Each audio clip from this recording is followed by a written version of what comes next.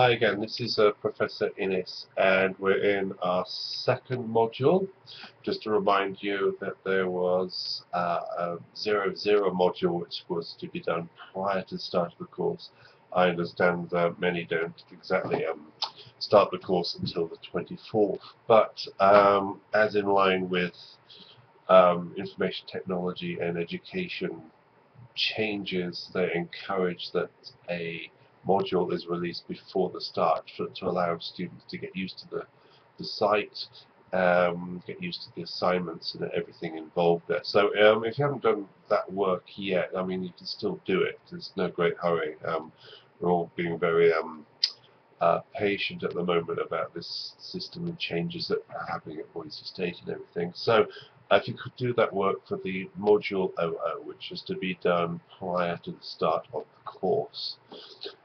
With module 1, we had a few problems there, particularly with the journal, trying to distinguish the journal from the blog. Now, if I've made a reply to something, that's the journal, even though it's seeming to be the blog. I know it's a bit mixed up. Hopefully in module 2 the matter has been sorted out and it's clear which is the blog, which is the journal. Hopefully it's sorted out then. So if you reply to that reply I give you, then it's just sorted out. It's not your problem, by the way. It's the system's problem. So reply to that and you'll get the credit, and I've put the explanation about how this is going to be graded, and again this is an information technology device. You're given 150 points to start with. Thereafterwards, if you miss one of the weeks, one of the journals, then you're reduced by 10 points, so it goes down to 140. If you miss another one, it goes down to 130, and so forth and so on. So make sure you do all those journal entries. I will remind you, I'll be patient about it, don't worry, and again this system is taking some time to get used to. So that's the journal grading, and again it's a bit different from being used hitherto. So that's the journal sorted out, and again if you've got any problems, feel free to contact me on the mobile phone, email me, whichever you prefer.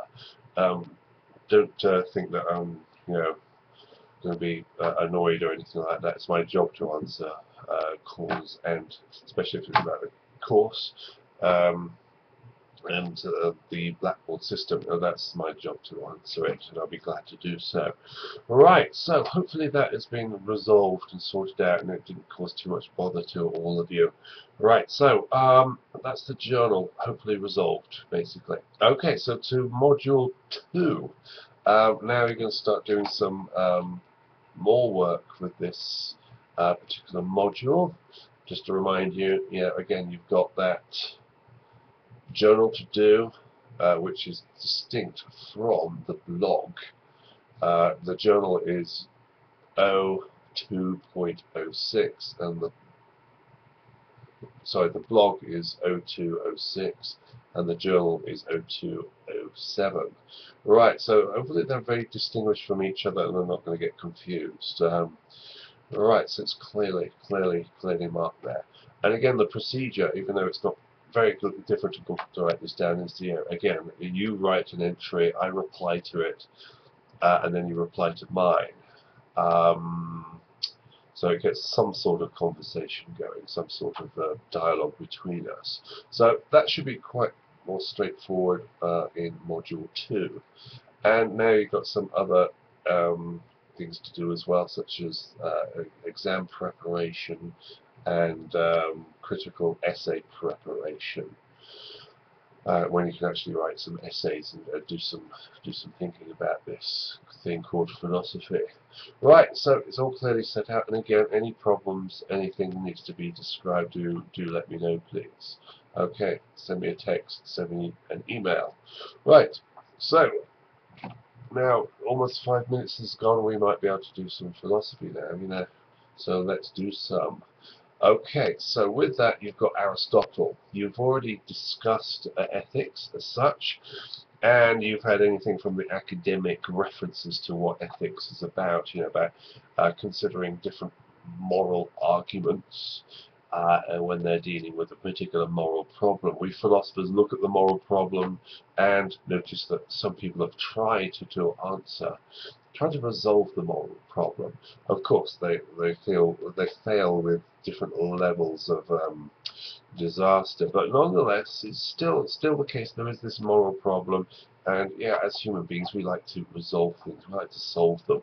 Doesn't mean to say we're doing any good at it, but there it is. So that's ethics for us. We have the case here where we have something of a moral nature, and we're just not going to leave it unsaid that it's going to be corrected. Right. So it's a brief understanding of it. I use examples from popular culture, and you had a nice one there with The Office. Okay, so with The Office, we've got to have many moral considerations. Again, as moral philosophers, we're not going to say that things are wrong, things are right. We may personally find it quite abhorrent that Gwendolyn, I think it was, put forward, sexual favors in return for cheaper paper rates for the company. I believe that the Latin legal phrase for that is quid pro quo, which is not illegal in America. But does that mean to say it's morally acceptable? Right, that's a question to ask. So we use these everyday examples from popular culture because they do deal with what we're doing here in the course. They give it life, they give it meaning. And again, The Office provided lots and lots of those questions. And it was about business ethics. And at the end of the episode, we did understand maybe there is no such thing as business ethics. Business is business. I know that's a tautology, circular argument, but maybe that's the best way of describing business. They can't have ethics. They're there to make money. That's all there is to it. So why are we talking about business ethics? So these popular culture references are very, very useful for us. Now, with that, you've got those references there to ethics and examples from popular culture. So you've got warmed up to these questions about ethics. Now, with Aristotle, which is our module 2, you are going to look at an ancient way of looking at morals and thinking to yourself, how are we going to live a good life? Now, a good life is something we deserve. It is a moral problem. It is the case that our decisions on a daily basis do affect the way we feel and our sense of well-being. So in that way, therefore, if I wish to live a good life, says Aristotle, must make choices which are relevant, which are going to lead towards me being happy. So therefore, I've got to, I dare say, I've got to exercise on a regular basis. I've got to be careful about what I eat and how much I eat. That thing called alcohol. I mean, am I allowed any alcohol? I dare say I am, but with Aristotle, as we'll discuss shortly, I think I have to moderate my alcohol consumption. Drugs. Can I take any drugs? Those recreational things. Well, that's a difficult one because I've been told that certain drugs can end up really messing you up, such as methamphetamine. Is it the case that maybe with methamphetamine I should never touch that under any circumstances because it's just a bad thing to have?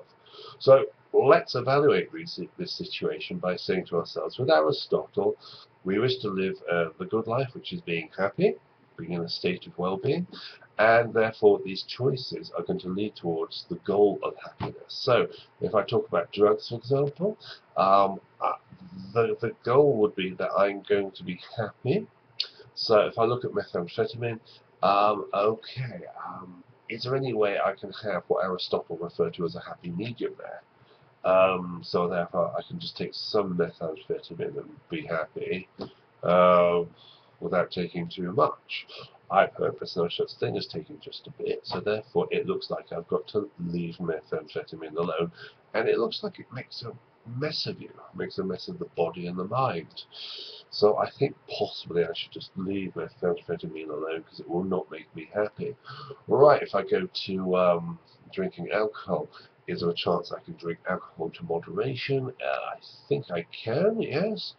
So therefore it will make me happy. I will not have a hangover the next morning because I didn't drink too much. Maybe sociable at parties and all that sort of thing. More chatty with other people. More social, that's what I'm supposed to be. So in that way, maybe I can have a moderate life with alcohol. Just as with food, I can have moderate eating. Chocolate, try and keep that down as well here. I dare say a few pieces of chocolate a day might even be good for me, but a whole bar of chocolate a day, I've got a feeling that's too excessive. So in that way, therefore, I'm living a good life by enjoying things, but only to moderation. I'm not avoiding things, and I'm not consuming too much, therefore being excessive. I'm living the happy life, which is living life moderately. And by moderate, it doesn't mean to say that we are keeping away and being shy of taking risks and getting involved in things. In fact, we are going to get involved with things. It just means I have to look at what I can do and what will make me happy. I have to say here, yes, my moderate eating will be different from your moderate eating. My leisure pursuits will be different from your leisure pursuits. Maybe you can go skydiving, whereas if I went skydiving, I would probably black out before I even got halfway towards the aeroplane. Right, so maybe skydiving's not for me. So we make these choices, and again, it takes a long time to do this. How long it takes for you, a human being? Aristotle said by the time of 35 years old, you should have things sorted out. So that's a long road ahead of us. And by that time, you should, have your education sorted out, university degrees, that type of thing. Experimented in certain things about people you associate with. Don't just stick with certain types of people. Go out and socialize and meet other people. Do some traveling, so forth and so on. So one has to be educated and experienced to arrive at that moderate age of 35, whereby now you're making the good decisions which make you happy. Right, and again, we all know about making decisions which make us unhappy. It does result in a catastrophe, and therefore we've got to get out there and do things. Okay, I'm going to stop right there without clarifying even further. So hopefully these short, well, longer than I would like anyway, videos are helpful. That's what they're there for. They're just helpful hints. They're not here to give you a lecture on Aristotle necessarily. Just push you in the direction of how you should understand Aristotle. The rest of the information is in the videos and in the writing. That's all there already. This is just to say here what you should do with that writing, what you should do with those videos. Okay, and again, please let me know if things are not working well in the shell here. Keep in mind that I am a philosopher, I am not an IT person. This shell was largely set up by somebody else, but I can make changes if necessary. I'm getting more used to online teaching as the years go by. So do let me know, and again, anything you need, just call me, text, email, whatever, please do that. Okay, right, so I'll speak to you in the journal, and again, let me know about those journals. Make sure that they're being of use. They're giving some direction, as well as this video giving direction. Okay, right, so I'll speak to you soon then, and enjoy the module 2 on Aristotle. Thank you. Bye-bye.